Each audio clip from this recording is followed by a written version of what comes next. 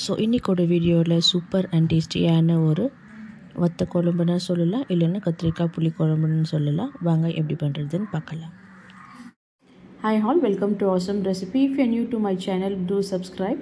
Click on the bell button, like, share and give your valuable comment below. Let's see the recipe. So நம்ம இப்போ கத்திரிக்காய் வத்த குழம்புக்கு இல்லை புளி குழம்பு கூட சொல்லலாம். ஃபர்ஸ்ட் நம்ம கத்திரிக்காவை நல்லா எண்ணெயில் வறுத்து எடுத்துக்க போகிறோம். இதுக்கு ஒரு 2-3 டேபிள் ஸ்பூன் அளவுக்கு நம்ம எண்ணெய் ஆட் பண்ணிக்கலாம். இப்போ ஆயில் நல்லா ஹீட் ஆயிடுச்சு. நான் இதில் ஒரு 5 மீடியம் சைஸ் கத்திரிக்காய் நல்லா ஸ்லைஸாக மெலிசாக கட் பண்ணி தண்ணியில் போட்டு வச்சுருக்கிறேன். இப்போ இந்த எண்ணெயில் நம்ம ஆட் பண்ணிடலாம்.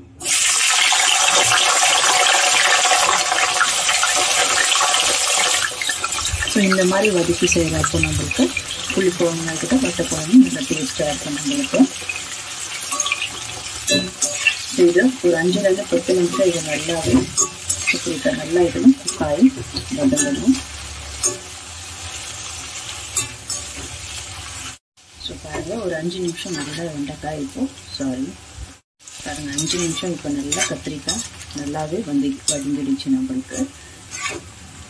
ஸோ இந்த அளவுக்கு நல்லா வதங்கி குக் ஆகணும் எண்ணெயில். அப்போ தான் ரொம்ப டேஸ்ட்டாக இருக்கும் கத்திரிக்காய் புளி குழம்பு. ஸோ இப்போ நம்ம இது கத்திரிக்காய் எடுத்துடலாம். ஸோ நம்ம இதே எண்ணெயில் கொஞ்சமாக கடுகு ஆட் பண்ணிக்கலாம். அண்ட் ஒரு 1/2 டீஸ்பூன் அளவுக்கு வெந்தயம் போட்டோடனே நம்ம வெங்காயம் போட்டுடணும். ஏன்னா எண்ணெய் நல்லா சூடாக இருக்குது, வெந்தயம் தீஞ்சிடும். அதனால் 2 வெங்காயம் நல்லா மெலிசாக கட் பண்ணி வச்சுருக்கேன், அதை ஆட் பண்ணிக்கலாம்.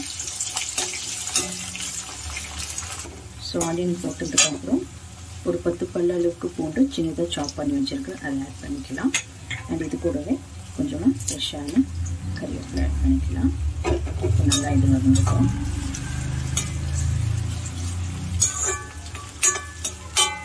வெங்காயம் நம்மளுக்கு நல்லா வதங்கணும். அப்போ தான் நம்ம நல்லா புளி குழம்பு இதில் நல்லா நம்மளுக்கு திக்காக கிடைக்கும், கிரேவி மாதிரி. ஒரு 5 மினிட்ஸ் நல்லா வதக்கிக்கலாம். ஸோ வெங்காயம் நல்லா இப்போ வதங்கிடுச்சு. இப்போது 2 தக்காளி சின்னதாக மீடியம் சைஸில் வச்சு கட் பண்ணி வச்சுருக்கிறேன், அதை ஆட் பண்ணிக்கலாம். நீங்கள் தக்காளி பேஸ்ட் கூட ஆட் பண்ணிக்கலாம் மிக்சியில் போட்டுட்டு. இது இந்த மாதிரி கூட போட்டால் நல்லாயிருக்கும் நம்மளுக்கு.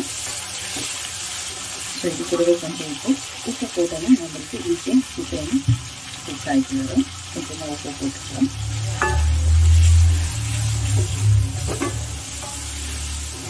ஸோ இதில் நல்லா குக் ஆகட்டும். ஸோ பாருங்கள், நம்மளுக்கு தக்காளி எல்லாம் நல்லா இப்போ மேஷ் ஆகிடுச்சு. இதில் நான் கொஞ்சம் இப்போ மசாலா பவுடருங்க ஆட் பண்ணிக்கலாம். கொஞ்சமாக மஞ்சள் பொடி ஆட் பண்ணிக்கிறேன். கொஞ்சம் கலர்த்துக்காக Kashmiri red chilli 1 tablespoon இல்லை 1 டீஸ்பூன் போடும். இதில் 3 டீஸ்பூன் அளவுக்கு தனியா ஆட் பண்ணிக்கலாம்.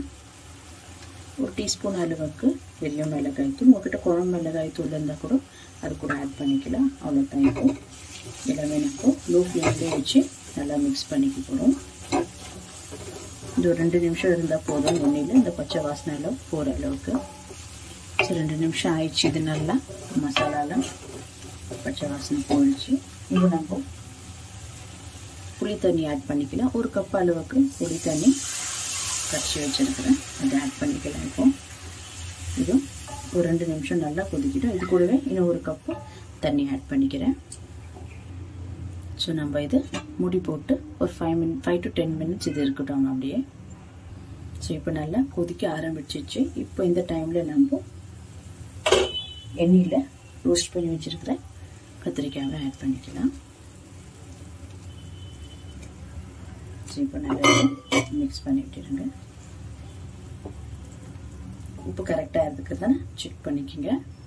ஸோ இது கூடவே கொஞ்சோண்டு நம்ம வெல்லம் ஆட் பண்ணுவோம். அந்த புளிப்பு, அந்த காரம், அந்த ஸ்வீட்னஸ் ஃபுல் நல்லா என்ஹான்ஸ் பண்ணுறதுக்கு.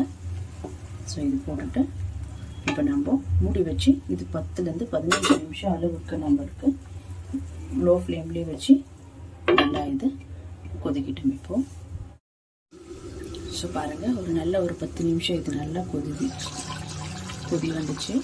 இப்போ நம்மளுக்கு இது கத்திரிக்காய் புளி குழம்பு ரெடி ஆகிடுச்சு.